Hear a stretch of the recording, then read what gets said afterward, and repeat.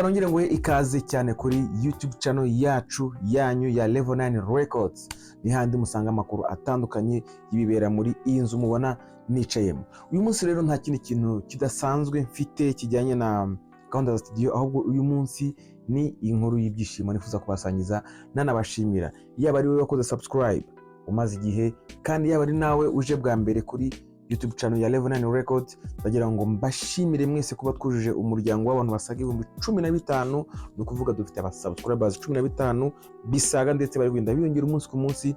Ni inkuru y'ibyishimo mfite nifuza kubasangiza, kandi nabashimira cyane buri wese wakoze subscribe kugira ngo ujye ubona amakuru yacu, kandi tunashimira cyane abakunda kuduha ibitekerezo baduha inama kuri video ndetse n'ibikorwa byinshi tubagezaho umunsi ku munsi. Ibi rero bikaba bitwongereye imbaraga, bikaba biteye courage cyane, ndetse bitumye na gahunda nyinshi tubafitiye zitandukanye tugiye kuzishyiramo imbaraga kugira ngo ntimuzongere kwicwa n'irungu.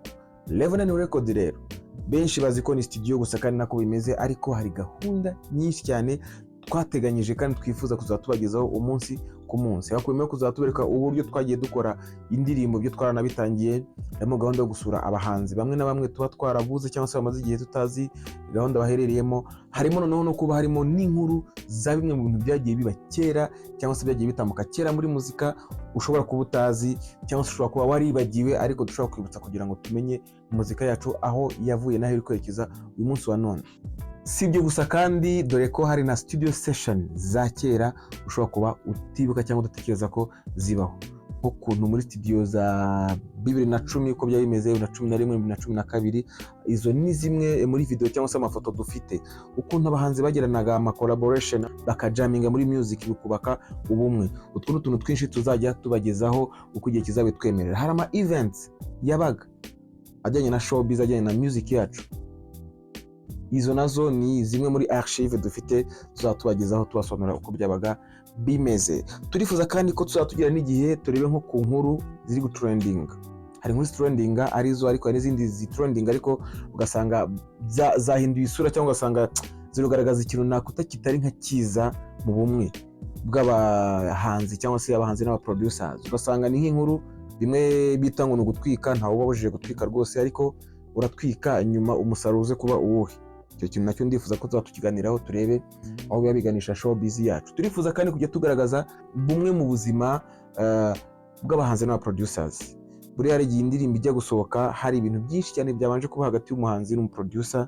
Tuzatureba ese bishobora kuba bipfira niki gituma indirimbo ishobora kuba yamara amezi 6.